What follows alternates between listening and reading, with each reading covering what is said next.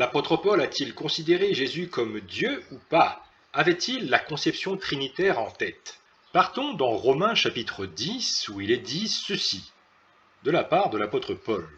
Si tu confesses de ta bouche le Seigneur Jésus, et si tu crois dans ton cœur que Dieu l'a ressuscité des morts, tu seras sauvé. Un peu plus loin, il nous est dit, car quiconque invoquera le nom du Seigneur sera sauvé. Quel est le nom de ce Seigneur? Cela semble être le Seigneur Jésus qu'il faut confesser de la bouche. Si on confesse le nom de Jésus, eh bien, nous sommes sauvés. Mais ce verset de Romains chapitre 9 est une citation de l'Ancien Testament que vous pourrez retrouver à la fin du chapitre 2 du prophète Joël ou au début du chapitre 3 de ce même prophète selon les traductions françaises que vous avez dans les mains.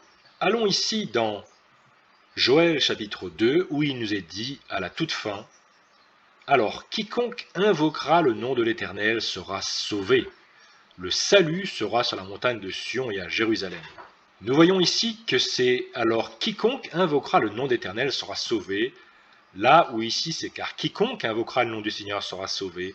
Et quel est le nom de ce Seigneur? Quel est le nom de l'Éternel?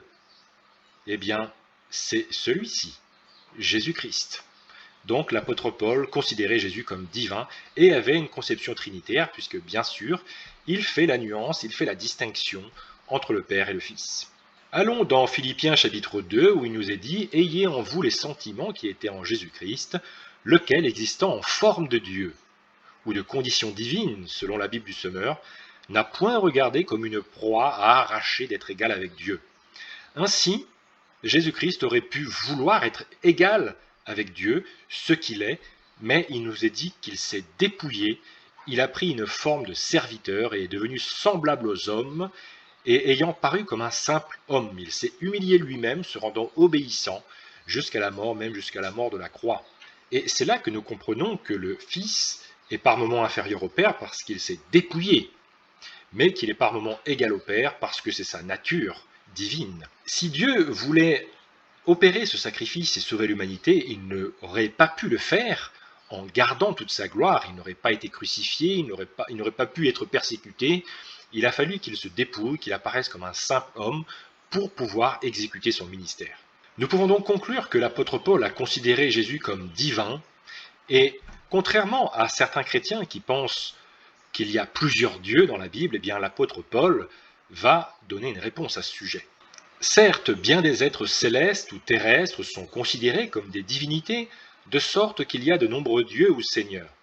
Mais pour ce qui nous concerne, il n'y a qu'un seul Dieu, le Père de qui toute chose vient, et pour qui nous vivons, et il n'y a qu'un seul Seigneur, Jésus-Christ, par qui tout existe et par qui nous sommes. Nous voyons ici une conception trinitaire avec Jésus-Christ qui est englobé dans la divinité. Voilà ce que je pouvais dire sur ce sujet, et nous regarderons également ce que pensaient les premiers chrétiens de la divinité de Jésus.